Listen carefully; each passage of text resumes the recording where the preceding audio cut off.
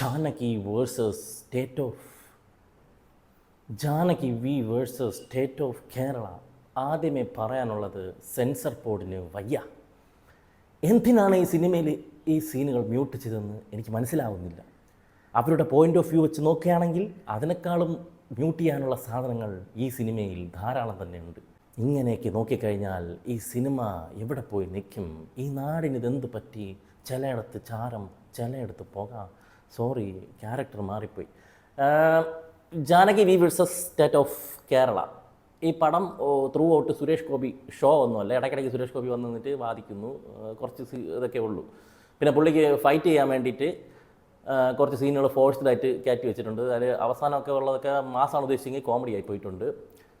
Cinema trailer കണ്ടതുപോലെ തന്നെ നേര് സിനിമ പോലത്തെ വേറൊരു സാധനം, കോർട്ട് റൂം ഡ്രാമയാണ്.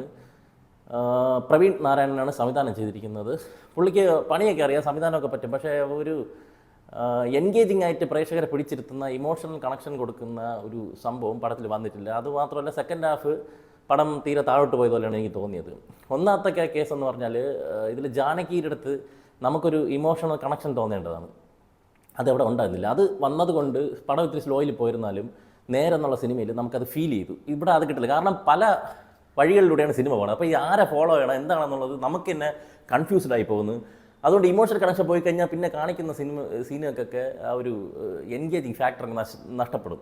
പിന്നെ പടം നമുക്ക് ലാഗായിട്ടും ഒക്കെ തോന്നും. അതുമാത്രമല്ല, ഇതിൽ കുറേ സാധനങ്ങളൊക്കെ വളരെ ഫോഴ്സ്ഡായിട്ട് തിരികെ കയറ്റിയതുപോലെയും എനിക്ക് ഫീൽ ചെയ്ത്. പക്ഷേ കുറേ സീനുകൾ നല്ലതായിട്ടുണ്ട്. സുരേഷ് ഗോപിയുടെ ഡയലോഗൊക്കെ ഒന്ന് രണ്ട് സാധനങ്ങൾ നല്ല പഞ്ച്, പവർ, പഴയ ഫയർ ബ്രാൻഡ് സാധനങ്ങളുടെ ഒരു സാധനം പല ഡയലോഗുകളിലും നമുക്ക് ഫീൽ ചെയ്യുന്നുണ്ടോ എന്ന് വെച്ച് കഴിഞ്ഞാൽ വേറെ ഭയങ്കര സംഭവമായിട്ടുള്ള ഒന്നും ഈ സിനിമയിലില്ല. സെക്കൻഡ് ഹാഫൊക്കെ നല്ല രീതിയിൽ ഡ്രാഗായി പോയതുപോലും പല സീനുകളും കോമഡി ആയിട്ടൊക്കെ ഫീൽ ചെയ്തു. സുരേഷ് ഗോപിയോടൊപ്പം തന്നെ പ്രധാന വേഷത്തിൽ വന്നിരിക്കുന്നത് അനുപമ പരമേശ്വരൻ.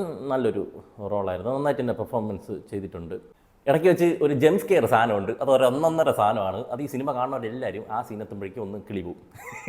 അത് കിടില സാധനമായിരുന്നു. അതുപോലെ സിനിമോട്ടോഗ്രഫിയിൽ ഒന്ന് രണ്ട് പരിപാടികൾ ഇടയ്ക്ക് ചെയ്തു വെച്ചിട്ടുള്ളത് നന്നായിരുന്നു.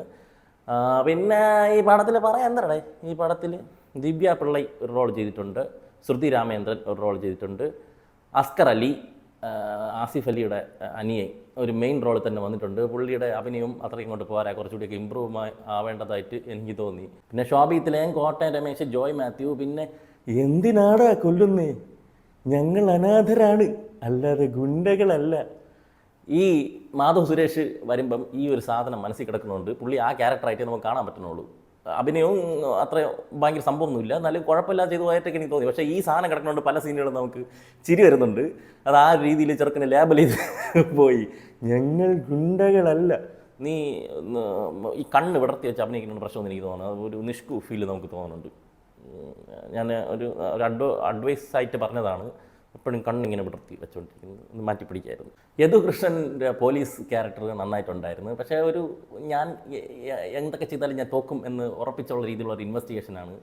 ഒരു മണ്ടത്തരം ആയിട്ടുള്ള ഒരു ഇൻവെസ്റ്റിഗേഷൻ കാഴ്ചവെച്ച ഒരു പോലീസുകാരനായിട്ട് നന്നായിട്ട് തന്നെ വർക്ക് ചെയ്തിട്ടുണ്ട്. പിന്നെ ഡിനി ഡാനിയൽ ഒരു റോൾ ചെയ്തിട്ടുണ്ട്, ബാലാജി ശർമ്മ, ഇവരൊക്കെയാണ് പിന്നീട് അഭിനയിച്ചിട്ടുള്ളത്. നിസ്താർ സെയ്ത്ത്.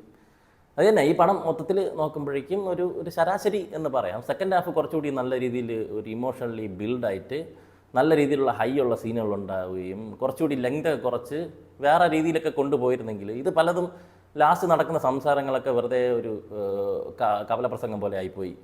അതെനിക്ക് പ്രത്യേകിച്ച് ഈ കോർട്ട് റൂം ഡ്രാമ വരുമ്പോൾ അതിൻ്റെ ഒരു റിയാലിറ്റിയിൽ നിന്ന് മാറിയിട്ട് ഇവർ വന്ന് ഇതിൻ്റെ പ്രഭാഷണം നടത്തുക കാണുമ്പോൾ എനിക്ക് ഭയങ്കര ക്രിഞ്ചടിക്കും. അങ്ങനെ കുറേ കാര്യങ്ങൾ. അതുമല്ല, അത് പറയുന്ന ഡയലോഗുകൾ പലയിടത്തൊക്കെ കോമഡി ആയിട്ടൊക്കെ എനിക്ക് ഫീൽ ചെയ്തു. ഇബ്രാൻ ബാക്ക്ഗ്രൗണ്ട് സ്കോർ ഒരു ഓക്കെ സ്കോറായിരുന്നു. പാട്ടുകളൊക്കെ ചെയ്തിരിക്കുന്നത് ഗിരീഷ് നാരായണൻ, കുഴപ്പമില്ല പറയാൻ പറ്റുള്ളൂ. സിനിമാറ്റോഗ്രാഫി രണദീപ് കൊള്ളാം. എഡിറ്റർ സാംജിത് മുഹമ്മദ് കുറേ കൂടിയൊക്കെ ക്രിസ്പാക്കിയൊക്കെ വിടായിരുന്നു. പിന്നെ സ്റ്റൺ മാസ്റ്റർ മാഫിയ ശശിയും ഫിനിക്സ് പ്രഭുവും രാജശേഖരൻ കൂടിയാണ്, കൊള്ളത്തില്ല. പിന്നെ മേക്കപ്പ് ചെയ്ത് വെച്ചിരിക്കുന്നത് ഇത് രണ്ട് സമയത്തെങ്ങാണ്ടോ ഷൂട്ട് ചെയ്താണെന്ന് തോന്നുന്നു. സുരേഷ് ഗോപിക്ക് ഒരു സമയത്ത് നാച്ചുറൽ ആയിട്ടുള്ള താടി നമുക്ക് കാണാൻ പറ്റും, ചില സമയത്ത് ഈ മറ്റേ ചകിരിക്കൂടെ കറുപ്പിച്ചൊട്ടിച്ച് വെച്ചിരിക്കും പോലെ പ്രകടമായിട്ട് കാണാൻ പറ്റും. അത് നല്ല സീരിയസ് ആയിട്ടുള്ള രംഗങ്ങളിലാണ് ഇങ്ങനെ വന്നിരിക്കുമ്പം അത് അരോചകമായിട്ട് ഫീൽ ചെയ്ത്.